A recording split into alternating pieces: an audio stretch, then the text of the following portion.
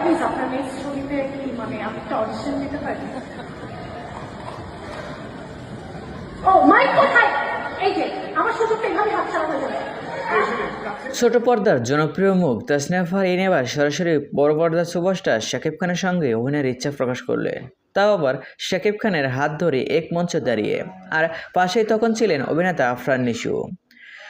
অনুষ্ঠানে আফরান নিশোকে খোঁচা মারতেও ছাড়েননি এই অভিনেত্রী। ঘটনা ঘটে সম্প্রতি অনুষ্ঠিত মেরিল আলো প্রথম পুরস্কার 2024-এর জমকালো অনুষ্ঠানে। উপস্থাপকের ফাঁকে মঞ্চে শাকিবকে পেয়ে তার কাছে সিনেমার সুযোগ চাইতে দেরি করেননি তিনি। একসময় শাকিবের কাছাকাছি ঘেঁষে তার হাত ধরে ফারহিন বলেন, ভাইয়া আপনি অনেক সিনেমা করেছেন, আমারও একটা সিনেমা আসতে সামনে, প্লিজ আপনার নেক্সট সিনেমায় আমি কি অডিশন দিতে পারি?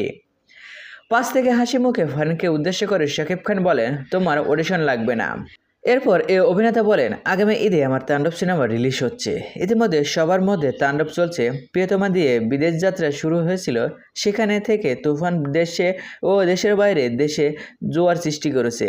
আশা করছি তাণ্ডবও তাই হবে। সো ভিউয়ার্স, তাসনিয়া ফারহিন কি আসলে এই সিনেমায় শাকিব খানের সাথে অভিনয় করতে যাচ্ছেন? সো এই ভিডিওতে আপনার কি মতামত কমেন্ট বক্সে জেনে দিন। আর হ্যাঁ, বিনোদন জগতের সকল খবর পেতে চ্যানেলটি সাবস্ক্রাইব করুন। ধন্যবাদ।